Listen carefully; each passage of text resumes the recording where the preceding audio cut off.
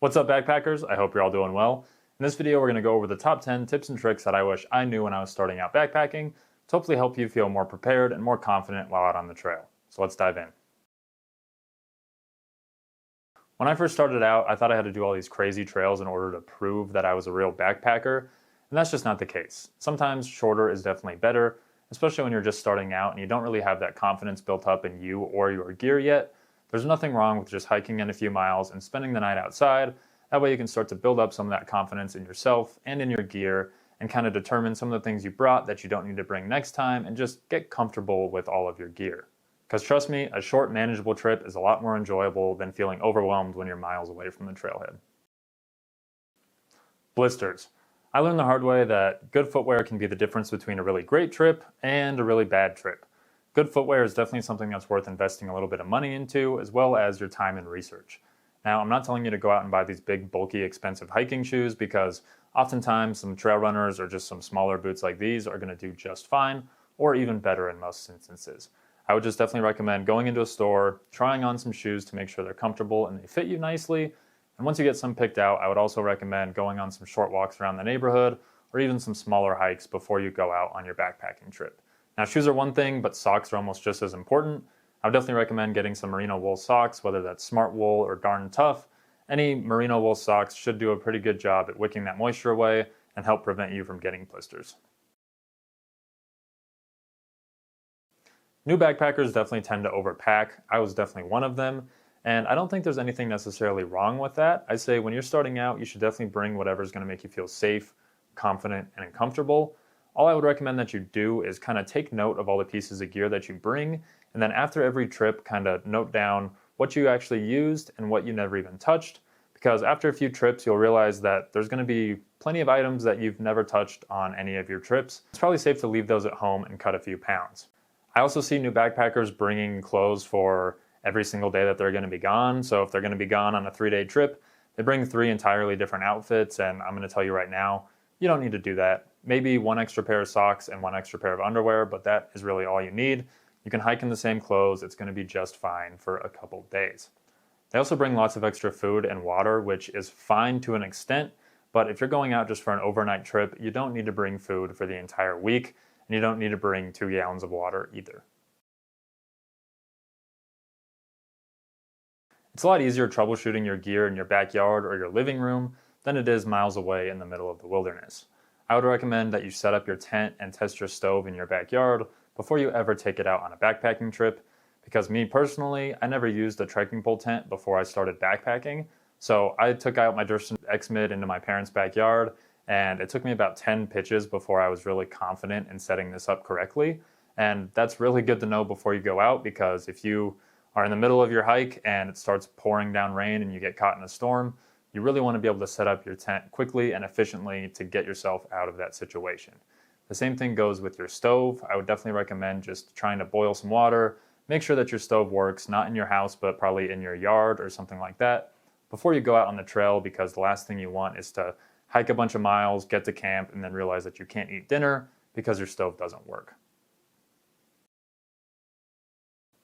Now take this next tip with a grain of salt, because I don't even always follow this, but it's definitely a good idea to have some basic navigation knowledge and always have a hard paper copy of a map of where you're going, just in case your phone dies or you lose it or it breaks, something like that. It's always nice to have a backup option so you don't get lost out in the wilderness.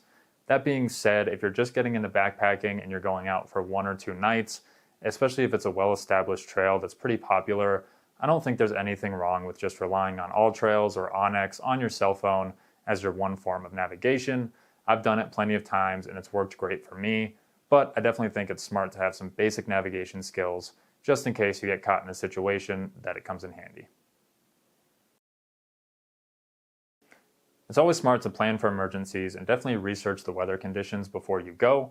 Emergencies can be anything from a twisted ankle to getting caught in a really crazy storm. So I would definitely recommend always bringing a first aid kit with just some basic things like disinfectant wipes, some Band-Aids, maybe some blister treatment type stuff. I would definitely recommend checking the weather beforehand, but I also would recommend not trusting what it says too much, because especially here in Colorado, it can say it's going to be sunny all day or it's going to be raining all day, and the odds of that actually happening while I'm out on the trail are not very great, I've realized. So It's definitely good to know a general idea of what you're in for, but definitely be prepared if there's a chance that it might rain. Bring a rain cover, be prepared, and don't put yourself in a situation that you could have avoided. You should always respect nature as well as the people out there trying to enjoy it. Now, this includes following the leave no trace principle, so make sure that you're leaving nothing out there except for your footprints, and if you see some trash on the ground or something like that, just pick it up and pack it out with you to leave the place better than you found it. This also includes not blasting your music on your Bluetooth speaker while out on the trail, because there's a bunch of people out there on that same trail that are just trying to get away and enjoy the peace and quiet of nature. This also means respecting the wildlife. Now, this can mean a couple different things depending on where you are, but if you are in bear country, I would recommend first bringing some bear spray to keep yourself safe just in case, but it also means bringing a bear canister or some means to hang your food bag so that you don't have any unsolicited visitors through the night and bears don't get into your food, become acclimated to eating human food, and then just getting closer and closer to the people, because chances are they will get put down if that becomes the case, and we do not want that to happen. Now, I know a lot of new backpackers kind of avoid going out because they're scared of wildlife, and it is important to be cautious and safe in these situations, but I definitely don't think it's something to deter you away from going out and enjoying nature. Some of the scariest wildlife encounters that I've had in my life have turned into some of the best memories and really the coolest things that I've ever seen. So while you should definitely use common sense, be safe, and do all the right things depending on where you are, definitely do not let this deter you from going out and enjoying nature. You may underestimate the amount of energy that you're going to be burning out on the trail, especially if this is your first time backpacking and carrying that load on your back. It's important to bring some high-calorie snacks and dinners like this Peak Refuel with you to make sure that your body gets all of the energy and calories that it needs to stay strong and keep you moving out on the trail. Now, it's also really important to be prepared to filter your water, so you can just get a simple water filter like this Be-Free here or the Sawyer Squeeze. They're not expensive, they're really easy to use, but make a world of difference because you don't have to carry a ton of water with you. You can make sure that all the water you're drinking from the lakes or rivers are nice and clean to drink. Now, I also do recommend bringing just like a little electrolyte pack like this. This is Element, but there are tons out there that do close to the same thing. Personally, I've tried a bunch, and Element is definitely my favorite so far.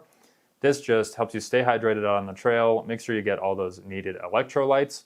And the nice thing also is if you're getting some lake or river water, even once it's filtered, it doesn't always taste the best. So having something like that gives it some flavor, makes it a lot more enjoyable to drink. Backpacking isn't all about just conquering the trail, it's also about enjoying your experience and staying safe. That being said, it's totally okay whether bad weather rolls in or you're just not feeling it at the time to adjust your plan, adjust your route, or to cancel your trip altogether. For example, my dad and I were planning to hike earlier this year in fall. We were going to hike up about 2,500 feet in elevation to a certain lake and stay there for the night and then come back down the next day. However, we were halfway up the trail and it got extremely cold and way windier than we were planning for, and neither of us really have great winter gear and we weren't really prepared for that. So we kind of stopped on the trail to assess our situation, and we found that there was a couple other lakes that were 1,000 feet lower than the original in elevation that had a lot more tree cover and protection from the wind. So we ended up detouring to that, and that turned out to be the best trip of my life. We ended up at these two lakes that were absolutely beautiful, and because the trip was easier than expected, we had a lot more time to fish and just hang out and chat around camp, and that turned out to be probably my favorite trip that I've been on so far. So that all is to say that changing your route depending on weather conditions or just how you're feeling is totally okay, and ego can be one of the most dangerous things in backpacking.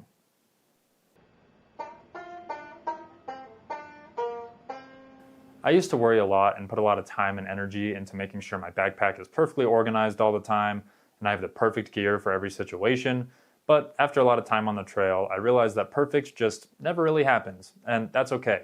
Unless you forget something that's extremely important and you need to go back home, it's important to just be able to kind of brush it off and enjoy your time out on the trail, enjoy the time with your friends or your family, whoever you're with, and just kind of let yourself be in nature and not worry about the little things.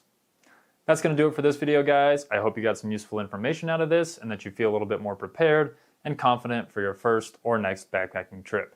If you did get some useful information out of this and you want to see more videos like it, please remember to like, subscribe to the channel, and drop a comment with your favorite tip, or if you have a different tip that you think might be useful to people, definitely leave that below and let me know.